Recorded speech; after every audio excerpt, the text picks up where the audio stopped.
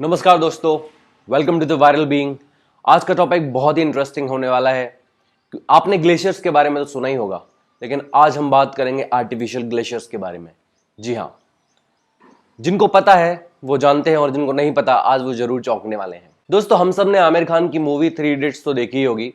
इस three idiot movie में आमिर खान ने एक लद्दाखी इंजीनियर का किरदार निभाया है जिनका नाम फुनसुक वांगडू होता है।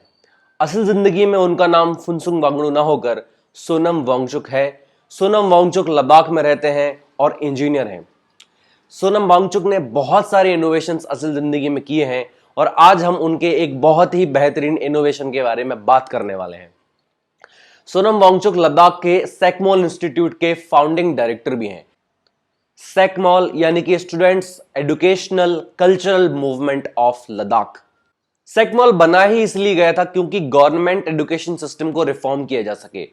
सैकमॉल एक ट्रेडिशनल इंस्टीट्यूट की तरह ना होकर एक ऐसी जगह है जहां पे students practical, environmental, social and traditional skills के साथ साथ वैल्यू एंड स्किल्स भी परस्यू करते हैं। दोस्तों, सैकमॉल बहुत ही गजब का इंस्टीट्यूट है। इसके बारे में कभी एक सेपरेट वीडियो बनाऊंगा क्योंकि ये बहुत बड़ा टॉपिक है।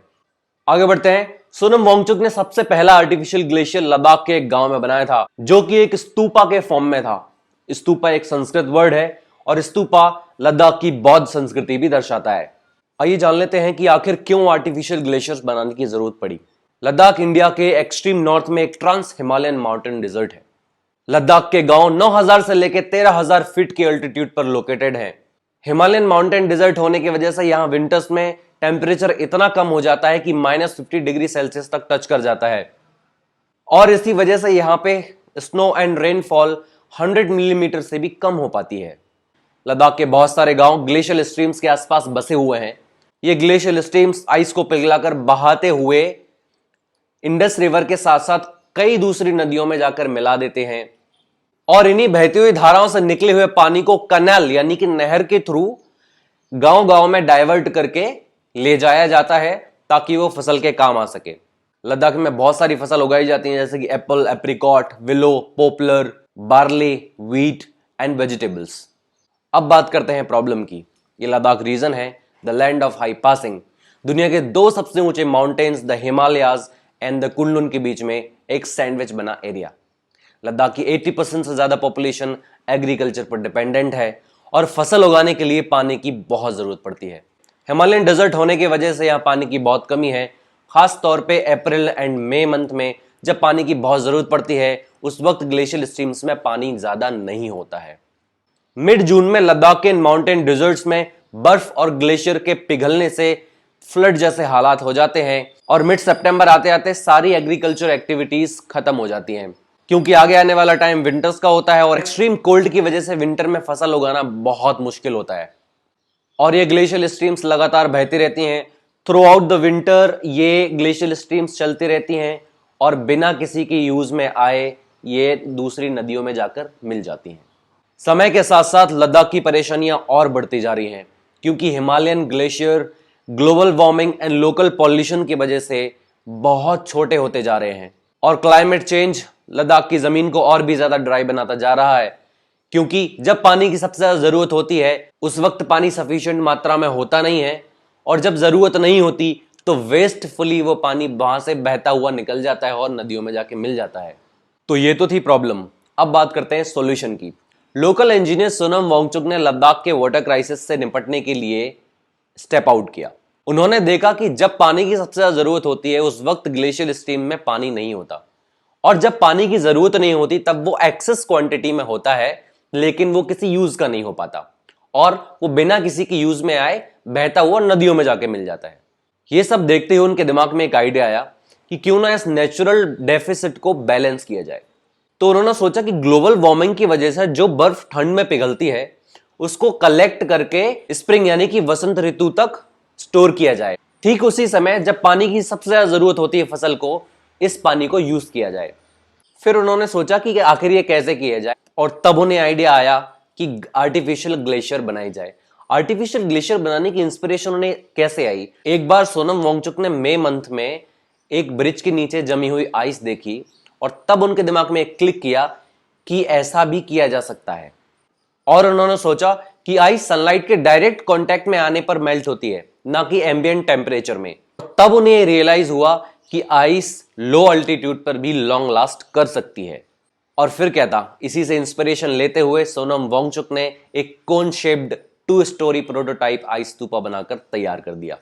आप सोच रहे होंगे कि कोन शेप ही क्यों, किसी और शेप में ही बनाया जा सकता था। तो दोस्तों, आइस स्तूपा बिना किसी पावर या पंप के हेल्प के बनाया गया था। इसमें सिंपल फिजिक्स का यूज किया गया था, जिसके इंग्रेडिएंट्स थे अपस्ट्रीम, डाउनस्ट्रीम और ग्रेडियंट। सबसे पहले ग्लेशियल स्ट्रीम्स और आइस स्तूपा की लोकेशन को ज्वाइंट करते हुए, कनेक्ट करते हुए एक अंडरग्राउंड पाइप बिछाई गई।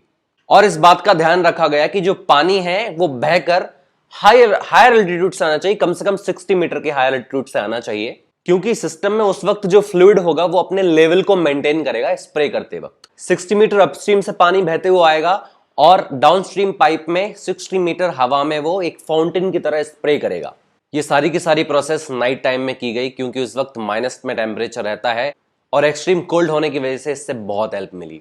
जब पानी ने स्प्रे करना चालू किया तो इमीडिएटली वो पानी क्रिस्टलाइज होकर बर्फ में कन्वर्ट होने लगा और एक आइस स्तूपा का शेप लेने लग गया। आइस से कोन बनाना एक बहुत सिंपल प्रोसेस है। आपने देखा होगा कि नेचुरल ड्रिपिंग भी अंडरनीथ कोन फॉर्म करती है। आइस साइकिल्स भी एक तरह के इन्वर्टेड कोन्स होते हैं। कोन की बहुत सारी डिजायरेबल प्रॉपर्टीज भी होती हैं, जैसे कि जितना पानी ये कंटेन करते हैं उसके कंपैरिजन में बहुत कम, यानी कि कम से कम सरफेस एरिया इनका एक्सपोज होता है। इसका मतलब ये हुआ कि यहां पे आइस बहुत धीरे धीरे मेल्ट होगी। जो पहला प्रोटोटाइप बनाया था सोनम वांगचुक ने, वो 20 फीट टॉल था और 1,50,000 लीटर पानी को कंटेन किया हुआ था, जो कि मई मंथ तक लास्ट किया, ठीक उसी समय जब इरिगेशन की बहुत ज्यादा जरूरत होती है। और जो बर्फ जमीन पर जमी हुई थी वो मार्च में ही पिघलकर खत्म हो चुकी थी। आइस स्तूपा का एक रिवॉल्यूशनरी एस्पेक्ट ये भी है कि ये लो अल्टीट्यूड पर भी सरवाइव कर सकता है। दोस्तों, लद्दाख में पहली बार नहीं हुआ है, ऐसा पहले भी हुआ है जब कैनल्स को फ्रीज करके आर्टिफिशियल ग्लेशियर्स बनाए गए थे। लेकिन वो आर्टिफिशियल ग्लेशियर्स 13,000 फीट की ऊंचाई पर थे और खेतों से बहुत दूर थे, तो प्रैक्टिकली उनसे उतनी हेल्प नहीं मिल पाती थी। लेकिन कोनिकल शेप्ड आइस स्तूपाज जहां चाहो वहां बनाए जा सकते हैं और यह डायरेक्ट सनलाइट में भी बहुत दिनों तक सरवाइव कर सकते हैं। पर हाँ, इनको मेंटेन करने के लिए कई बार मैन्युअली इंटरवेंशन की जरूरत पड़ती है, जैसे कि कई बार फाउंटेन पाइप में बर्फ जम जाती है तो उसको क्लीन अप करना, ये सब करना पड़ता है। इन स्तूपों की वजह से लद्दाख में वाटर क्राइसिस काफी हद तक कम हुए हैं। ड्राई लैंड में फसल उगाई जा रही है, बंजर जमीन पर पेड़ लगाए जा रहे हैं, लोग खुशहाल हैं। इन आइस स्तूपों की मदद से हिमालयन माउंटेन डेजर्ट्स में कई हजारों पेड़ लगाए जा चुके हैं, जिससे कि ग्लोबल वार्मिंग से लड़ने में बहुत मदद मिलेगी। तो दोस्तों, ये था आर्टिफिशियल ग्लेशियर्स के ऊपर वीडियो। ऐसे ही नॉलेज से भरे हुए वीडियोस को देखने के लिए सब्सक्राइब करें और हाँ, अपने फ्रेंड्स एंड फैमिली मेंबर्स के साथ जरूर शेयर करें। Thank you so much, take care.